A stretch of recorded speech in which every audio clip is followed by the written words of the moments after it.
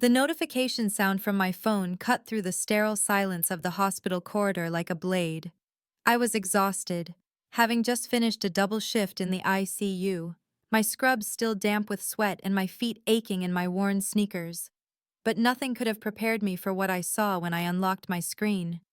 Alaska cruise is amazing. Wish you were here. The message was from Ethan, my younger brother, accompanied by a photo that made my blood freeze in my veins.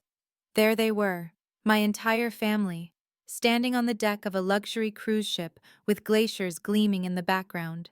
Mom, Dad, Stella, and Ethan, all smiling broadly, champagne glasses raised in celebration. The ocean stretched endlessly behind them, painted in shades of blue I had only dreamed of seeing.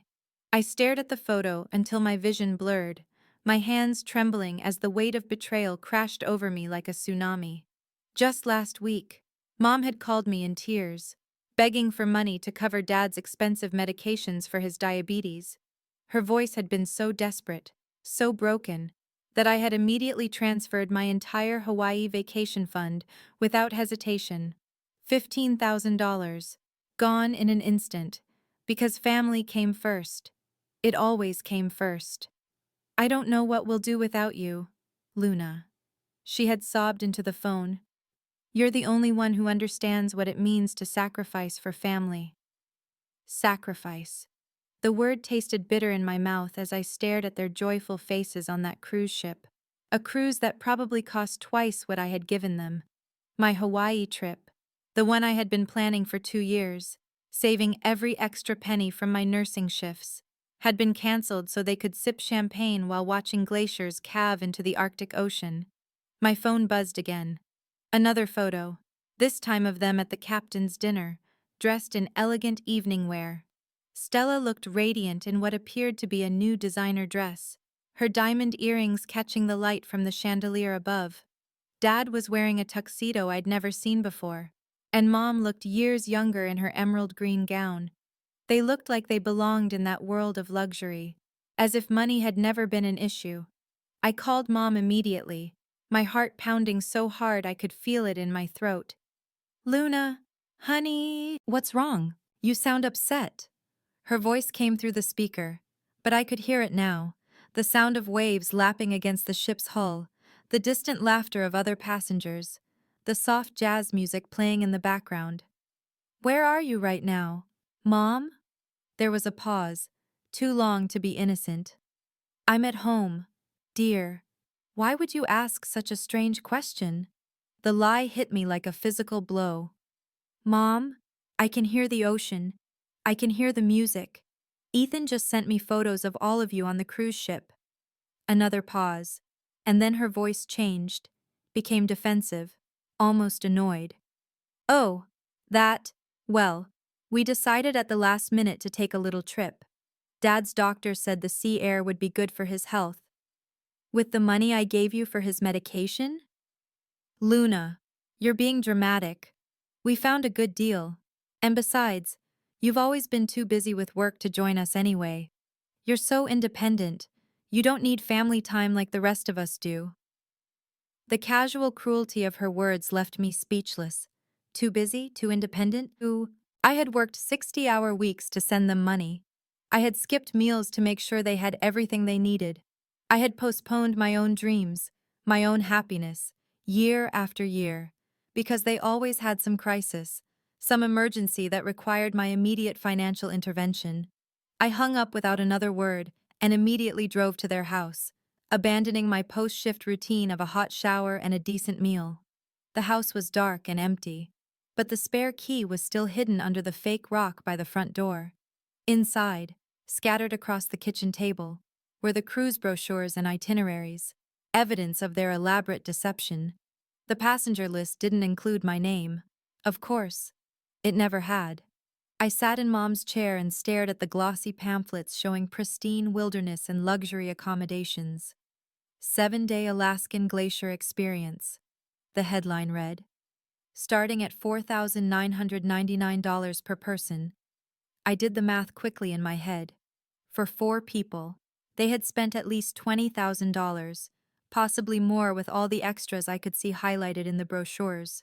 My phone buzzed with a text from the family group chat that I had somehow been excluded from for this conversation.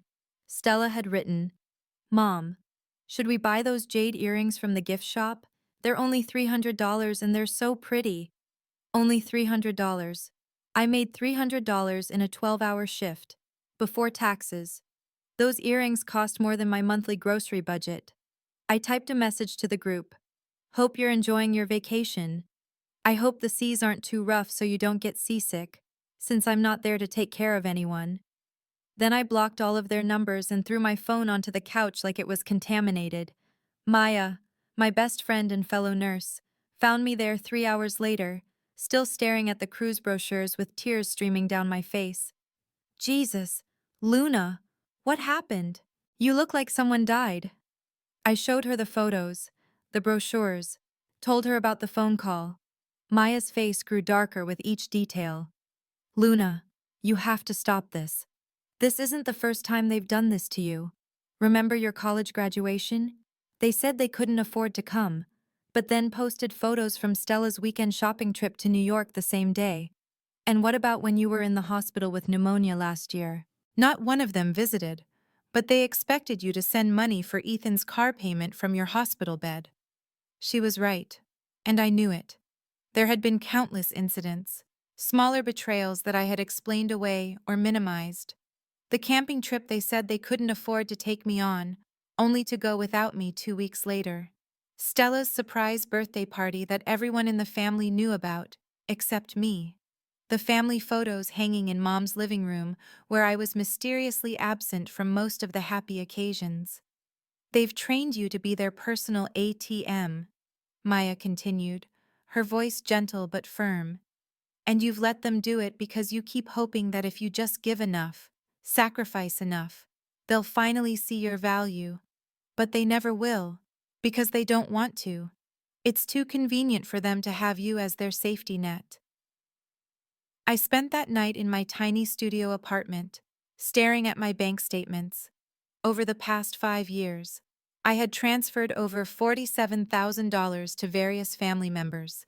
Ethan's rent when he lost his job, Stella's daycare costs when her husband left, Dad's medical bills, Mom's car repairs, emergency after emergency, crisis after crisis.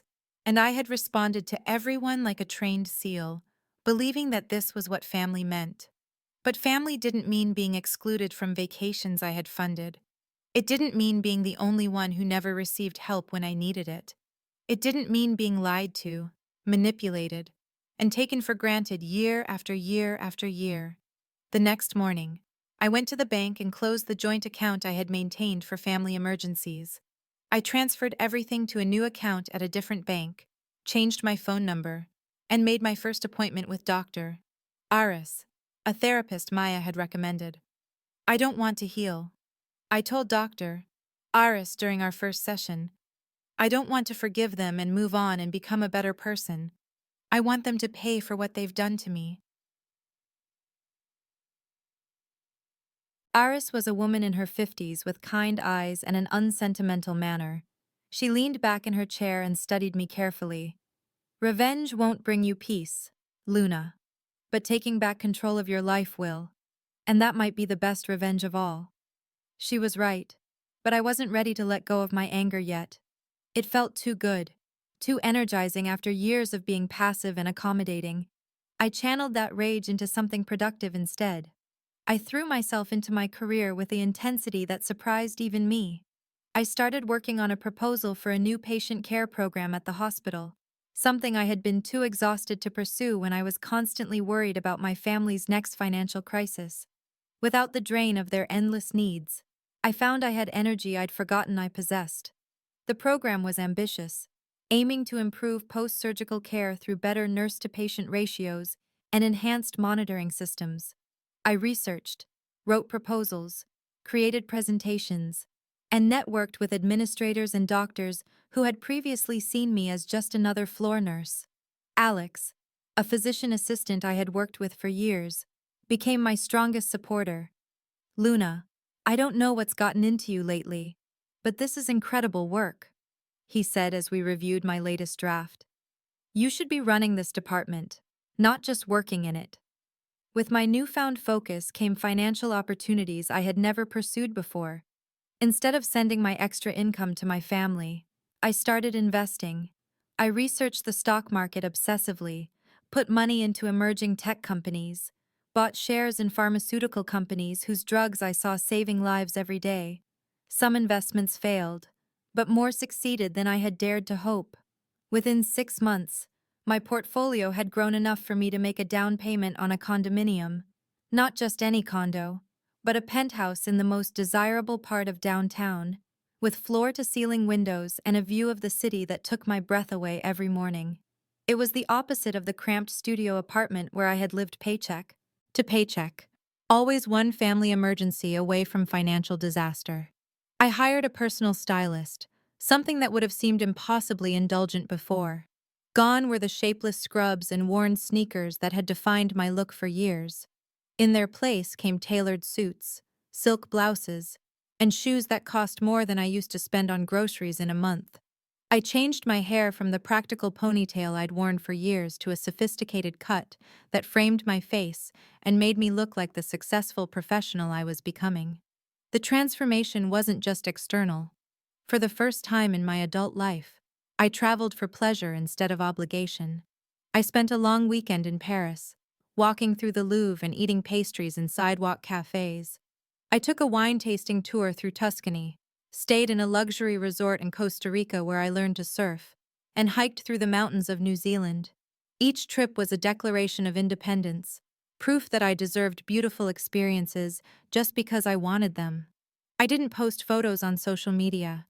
These experiences were for me alone, not for validation or to make anyone jealous. But I saved every ticket stub, every hotel keycard, every small souvenir as evidence of the life I was building without them. Meanwhile, my family was discovering what life looked like without their personal bank. The calls and texts had started immediately after they returned from Alaska and found themselves unable to reach me. At first, they used relatives as intermediaries, painting me as mentally unstable, depressed, having some kind of breakdown that required intervention. Luna's going through something, I heard through my Aunt Carol, who called to express concern. Your mother thinks you might be having a psychiatric episode. She's worried about you. I set up an automatic email response. Thank you for your concern. I am currently focusing on my mental health and personal growth. I will respond to communications when and if I feel it's appropriate. Then I changed my email address too. When the financial pressure became unbearable for them, the tactics escalated. Ethan showed up at the hospital where I worked, demanding to speak with me. Security had to escort him out when he began shouting in the lobby about family loyalty and my selfishness. Stella sent a package of photos of her children with a note saying, "Your niece and nephew miss their aunt, who used to care about family." The emotional manipulation was transparent now that I wasn't drowning in it. Dr. Eris had taught me to recognize these patterns, to see the strings they were trying to pull. They're experiencing what's called an extinction burst, she explained. When a behavior that has always worked suddenly stops working, people often escalate before they give up. They're throwing everything they can think of at you because they can't believe their golden goose has actually flown away. The golden goose was not just gone, she was soaring. My patient care program was approved and funded, earning me a promotion to nursing supervisor and a $30,000 salary increase. My investment portfolio was performing better than I had dared to hope. I had money in savings for the first time in my adult life, money that I knew would still be there tomorrow because I wasn't going to give it away to people who saw me as nothing more than a source of funds.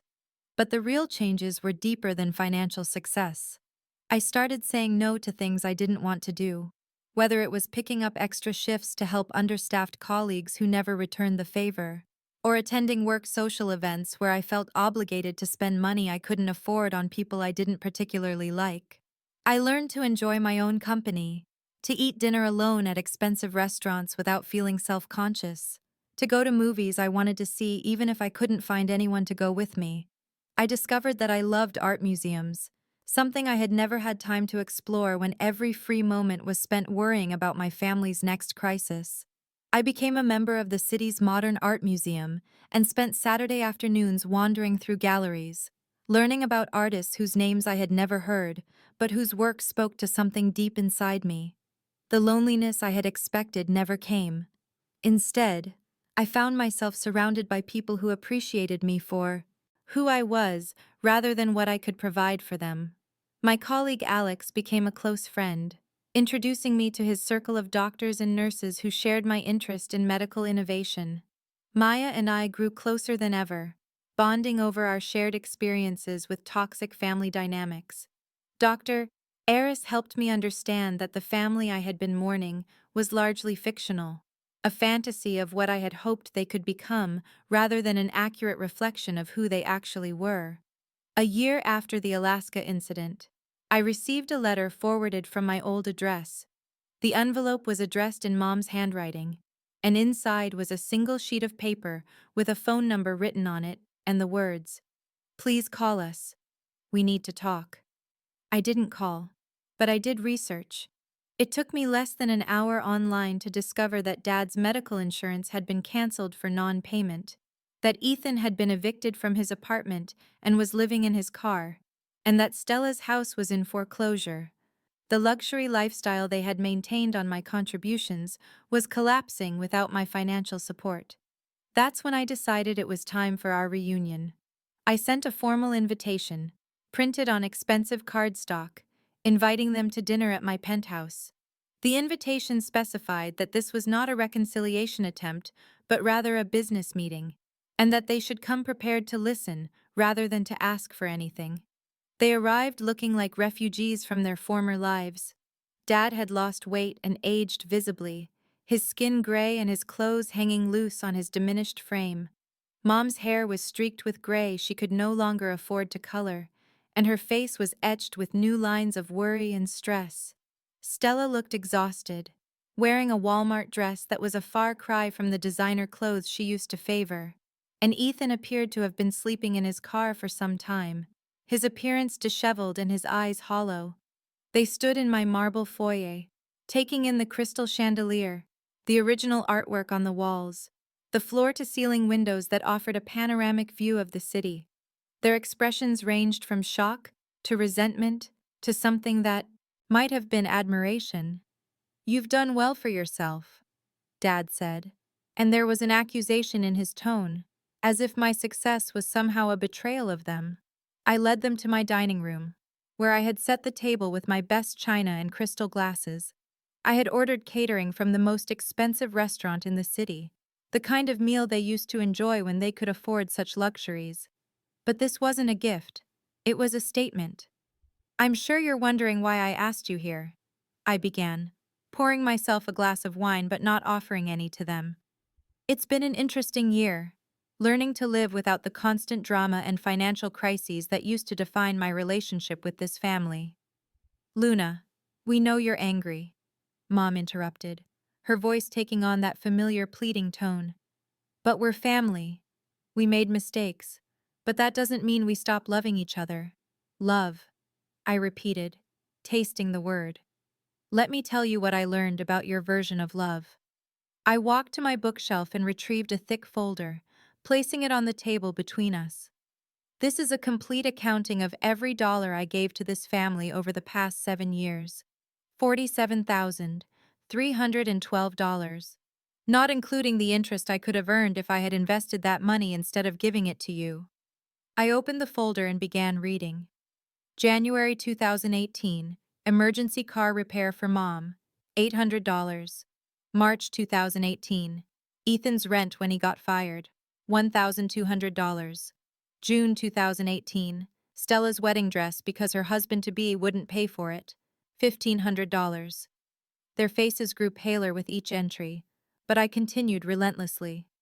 December 2019, Dad's medical bills, $3,000. February 2020, Mom's root canal, $800. April 2020, Ethan's car insurance after his DUI, $900. "Luna, stop," Stella whispered, but I was just getting started. And here's my favorite part, I said, flipping to a section marked with bright yellow tabs. These are all the family events I was excluded from, either because you said you couldn't afford to include me, or because you simply chose not to invite me. I pulled out photographs I had printed from their social media accounts. Stella's bachelorette party in Vegas, which happened the same week you told me you couldn't afford to help with my nursing school graduation celebration. Ethan's birthday dinner at that steakhouse that cost $200 per person, which took place 2 days after you asked me to lend you money for groceries. The family reunion in Colorado that I wasn't invited to because you said it was too expensive. But here's a photo of all of you skiing at Aspen. We can explain all of this, Dad said desperately. You don't understand the full situation.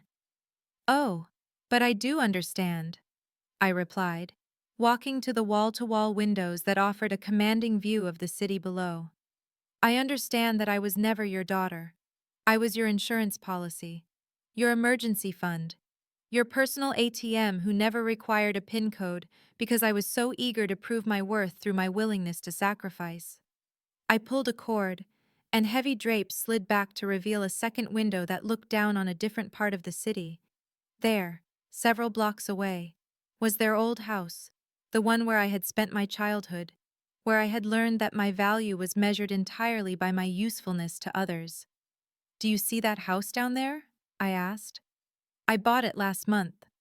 They followed my gaze, and I saw the moment of recognition dawn on their faces. I'm going to tear it down, I continued calmly, and build a residential facility for young adults who have been financially and emotionally exploited by their families. A place where they can get therapy, job training, and most importantly, learn that their worth isn't contingent on what they can provide for other people. Mom burst into tears, but they weren't the manipulative tears I remembered from my childhood. These were the broken sobs of someone who had finally understood the magnitude of what they had lost. Please, Luna, she whispered. We know we made mistakes, but we're your family. We love you. No, I said, my voice steady and calm. You loved what I could do for you. You loved having a daughter who would bankrupt herself to keep you comfortable. You loved never having to worry about money because you knew I would always be there to bail you out. I walked to my kitchen and returned with a small velvet box. Inside was a delicate gold bracelet I had made myself using a jewelry-making kit I had bought 6 months earlier. It was simple but beautiful, each link carefully crafted with my own hands. When I was 9 years old, I said, holding up the bracelet, I asked for a jewelry-making kit for Christmas. Do you remember what you told me? They stared at me blankly. You said it was too expensive. $40 was too much to spend on something that was just for my enjoyment. But that same Christmas, you bought Ethan a $200 gaming console and Stella a $150 American Girl doll. I fastened the bracelet around my wrist, and it caught the light from the chandelier above us. Last month, I bought that same jewelry kit. It cost $39.99 at the craft store. I've been making jewelry every evening after work, not because I need more jewelry, but because I wanted to give myself something I had wanted for 20 years. The silence in the room was deafening. You want to know what the real tragedy is? I continued. I would have given you anything. If you had treated me like a daughter instead of a resource. If you had included me in your lives instead of just your financial crises. If you had shown me even a fraction of the consideration you showed each other, I would have happily helped you through any genuine emergency. But you trained me to expect nothing and give everything. You taught me that my role in this family was to be the one who sacrificed so the rest of you could have what you wanted. And when I finally learned to value myself the way you never did, yet you couldn't understand why I would choose my own happiness over your comfort. Ethan fell to his knees then, grabbing my hands with his trembling fingers. Luna, please. I know I screwed up. We all screwed up. But I'm homeless. I'm living in my car. I haven't eaten a real meal in 3 days. I looked down at him without emotion. And whose fault is that? Ethan? When you were spending your rent money on video games and marijuana, did you think about the consequences? When you called in sick to work so often that they fired you, did you consider that actions have results? Or did you just assume that your big sister would always be there to clean up your messes? I was young and stupid, he pleaded. I didn't know better. You're 26 years old. That's older than I was when I started sending you money. I was working 60-hour weeks and living on ramen noodles so you could have spending money, and you were old enough then to understand exactly what you were taking from me. I pulled my hands free and walked back to the window. The sun was setting, painting the sky in brilliant shades of orange and pink. From this height, the city looked peaceful and full of possibility. I'm not going to help you, I said without turning around. Not with money, not with a place to stay, not with anything. You created this situation through your choices, and you'll have to find your own way out of it. But we're family, Stella cried. Family is supposed to help each other. I turned back to face them, and I know they could see something in my eyes that hadn't been there before. Something hard and final. Family is supposed to love each other. Family is supposed to support each other's dreams, not sacrifice one person's happiness for everyone else's convenience. Family is supposed to include everyone in celebrations, not just the ones who can pay for them. I walked to my front door and held it open. You taught me that family is just a word people use when they want something from you without having to earn it. So congratulations. You succeeded in teaching me that lesson so thoroughly that I finally learned to apply it to all of you. They filed out slowly, each of them looking back as if they expected me to call them back, to relent, to return to the role I had played for so many years. But I stood in my doorway until the elevator doors closed behind them, and then I locked my door and poured myself another glass of wine. 6 months later, I hosted my first Thanksgiving in my penthouse. Maya came, of course, and Alex brought his partner David. Dr. Eris joined us, along with 3 other nurses from my unit who had become genuine friends. We cooked together, laughed together, and shared stories of gratitude that had nothing to do with obligation or guilt. I wore my handmade bracelet and a dress I had bought for no other reason than that I loved the way it looked on me. The table was set with my best dishes, and the view from my windows showed a city sparkling with lights and possibilities. During dinner, Maya raised her glass in a toast. To Luna, who taught us all that the family we choose is often more valuable than the one we're born into. I looked around the table at these people who cared about me for who I was, not what I could provide for them, and I felt a peace I had never experienced before. This was what family was supposed to feel like. This was what love looked like when it didn't come with strings attached. The next morning, I found an envelope that had been slipped under my door sometime during the night. Inside was a letter from Mom, written in her careful script on paper that looked like it came from a dollar store. Luna, it read, your father and I have been going to counseling. Dr. Martinez has helped us understand how badly we treated you and how much damage we caused with our selfishness and manipulation. We know we don't deserve your forgiveness, and we're not asking for it.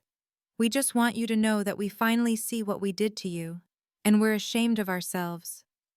Stella and Ethan are learning to take care of themselves.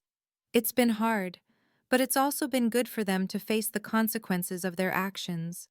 We're all working now, all paying our own bills, all learning what it means to be responsible adults instead of overgrown children who expected someone else to solve our problems. We hope someday you might be willing to have a relationship with us again, but we understand if that day never comes. We took advantage of the most generous, loving person we knew, and we have no right to expect you to trust us again. We love you, and we're proud of the woman you've become, even though we had nothing to do with your success. You succeeded in spite of us, not because of us, and that makes your achievements even more impressive. The letter was signed by all 4 of them, and attached was a photograph I had never seen before. It was a picture of me at my nursing school graduation, taken from the back of the auditorium. I had no idea any of them had been there, since they had told me they couldn't afford to attend. I stared at the photo for a long time, remembering that day. I had felt so alone, watching other graduates celebrate with their families while I sat by myself. But they had been there, lurking in the back, too cheap or too proud to actually participate in my moment of triumph, but present enough to document it. The old Luna would have cried over that photograph, would have seen it as evidence that they had loved me all along. But the new Luna understood it differently. They had been there, but they had chosen to remain hidden rather than openly celebrate my achievements. They had cared enough to witness my success, but not enough to be part of it. I filed the letter away without responding. Maybe someday I would be interested in rebuilding a relationship with them, but that day was nowhere in sight. I had learned too much about my own worth, about what healthy relationships looked like, about the difference between love and exploitation. The residential facility I was building on the site of their old house was nearing completion. I had hired the best architects and designers, creating a space that felt like a luxury hotel rather than a shelter. The young people who would live there deserved beautiful surroundings, comfortable beds, and the message that they were valuable enough to warrant the best of everything. I had also started a scholarship fund for nursing students who came from financially abusive families. Having lived through the experience of trying to pursue education while being constantly drained by family financial crises, I understood how difficult it could be to focus on studies when your family was treating you like a personal bank. The first scholarship recipients had been chosen, and I was scheduled to meet with them next week. Reading their essays about their own experiences with family financial exploitation had been both heartbreaking and inspiring. These young people understood that education was their path to freedom, just as it had been mine. Standing on my balcony on a clear spring morning, looking out over the city I had learned to call home, I reflected on the journey that had brought me to this place. The betrayal in Alaska had been devastating, but it had also been exactly what I needed to finally see the truth about my family dynamics. I thought about the Luna who had existed a year ago, tired and broke and constantly anxious about the next family crisis that would require her intervention. That woman had been kind and generous and self-sacrificing, but she had also been miserable and taken for granted and completely unaware of her own worth. The Luna who existed now was still kind, but her kindness was now extended to people who reciprocated it. She was still generous, but her generosity went to causes and people who appreciated it rather than expected it. She was still willing to sacrifice for others, but only for people who would be equally willing to sacrifice for her. I had learned that setting boundaries wasn't selfish, it was essential. I had discovered that saying no to toxic people wasn't cruel, it was self-preservation. I had realized that choosing my own happiness over other people's convenience wasn't wrong, it was healthy. Most importantly, I had learned that I didn't need my family's approval or acceptance to be valuable. I didn't need their inclusion to feel like I belonged somewhere. I didn't need their love to know that I was worthy of love. The family I had built for myself was everything the family I was born into had never been. We supported each other's dreams instead of sabotaging them. We celebrated each other's successes instead of minimizing them. We showed up for each other during difficult times instead of creating additional problems. Maya joined me on the balcony, bringing 2 cups of coffee and the Sunday morning newspaper. "Any regrets?" she asked, settling into the chair beside mine. I thought about her question as I sipped my coffee and watched the city wake up below us. Did I regret the years I had spent being exploited by my family? Did I regret the money I had given them, the opportunities I had missed, the dreams I had deferred? No, I said finally. I don't regret any of it. Because all of that pain and disappointment and betrayal led me to this moment. It taught me who I really am and what I'm really worth. It showed me the difference between being loved and being used. It forced me to develop the strength to choose myself over people who would never choose me. I raised my coffee cup in a mock toast. Here's to the family that taught me I didn't need them to be happy. They gave me the greatest gift of all, even though they didn't mean to. They set me free. Maya clinked her cup against mine, and we sat in comfortable silence, watching the sun rise over a city full of possibilities, surrounded by the life I had built from the ashes of my old one. I was home, finally. in a place where my worth was never in question and my happiness was never negotiable. The old Luna had died on that day when I saw the photos from Alaska. But from her ashes had risen someone stronger, wiser, and infinitely more free. Someone who knew that the most important love of all was the love you gave yourself, and that no relationship was worth sacrificing that for. I was Luna, and I belonged to myself now. That was the only family I would ever need.